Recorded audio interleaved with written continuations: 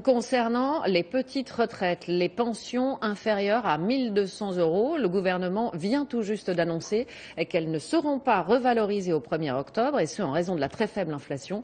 Elles étaient jusque-là épargnées par mesure de gel. Eux viennent de prendre leur retraite, mais ils ne peuvent pas vraiment en profiter.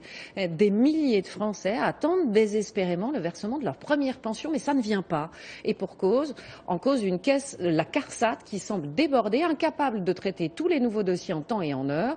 Le problème s'était déjà produit l'année dernière. Manifestement, la situation ne s'est pas améliorée.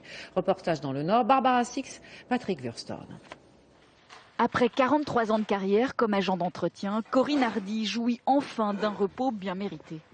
Enfin la retraite, avec un grand soulagement, parce que c'est pas toujours facile ce que je faisais.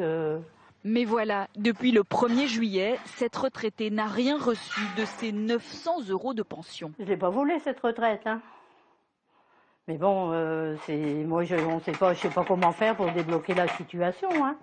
Car les factures, elles, continuent d'arriver. Pas facile de s'en sortir avec le revenu de livreur de journaux de son mari. Comment on ferait? Parce que c'est vrai, il y a toujours des traites, la voiture, l'électricité, l'eau, le gaz. On ne paye pas, on va être coupé. Hein. Des cas comme celui-ci, le Nord-Pas-de-Calais et la Picardie en comptent près de 8000. Une association recense les situations les plus urgentes. Faute de moyens, je ne prends plus aucun traitement, plus de visites chez le médecin et encore moins de bilan sanguin. Je n'ose même pas imaginer si je devais faire de la chimio. C'est leur dû. C'est quelque chose qui leur appartient. Je ne comprends pas pourquoi est-ce qu'on ne touche pas immédiatement vu que les dossiers sont prêts. La Caisse d'assurance retraite pointe du doigt un pic d'activité. 25% de dossiers en plus par rapport à l'an dernier. Nous, on a un nombre de techniciens pour traiter ces dossiers.